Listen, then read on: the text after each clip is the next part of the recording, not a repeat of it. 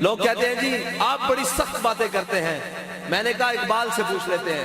اقبال تو سخت باتیں نہیں نہ کرتا, اس کے تو تصور سے یہ پاکستان بنایا. علامہ اقبال سے پوچھ لیتے ہیں, مولویوں کی بات ہی نہیں کرتے تاکہ تمہیں تکلیف ہی نہ ہو. اس حلیے کی تکلیف ہے, اس حلیے کی عالم کفر کو بھی تکلیف ہے اور اس کے سارے گماشتوں کو بھی تکلیف ہے کہ 1400 سال کے بعد بھی آج بھی امت اپنے نبی صلی اللہ علیہ وسلم اور اپنے آقا مولا صلی اللہ علیہ وسلم کا حلیہ اپنانے میں اتنی دلیر اور اتنی طاقتور ہے کہ ہر ظالم کی آنکھ میں اس حلیے کو بدنام کرنے کے لیے, اس داڑھی کو, اس پگڑی کو, اس حلیے کو بدنام کرنے کے لیے پتہ نہیں کفر نے کیا کیا سازشیں کی. کبھی جناب اس حلیے میں دہشت گرد بھیجے, کبھی اس حلیے میں خودکش بمبار بھیجے اور پتہ نہیں کیا کچھ کیا, لیکن یہ دین مٹنے والا نہیں ہے, یہ اسلام مٹنے والا نہیں ہے. جو مرضی سازشیں کر لو, جو کچھ مرضی کر لو. اقبال کہتا ہے اب تیرا بھی دورانے کو ہے فقر غجور کہ کھا گئی روح فرنگی کو ہوائے سیم و زر.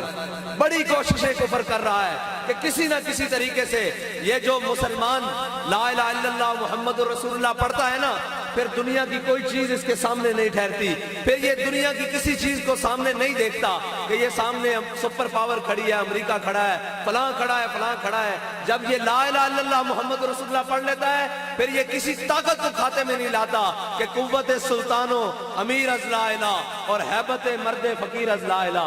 اقبال کہتا ہے عقل و دل و نگاہ کا مرشد اولی ہے عشق نہ ہو تو شرودی بت قدہ تصورات.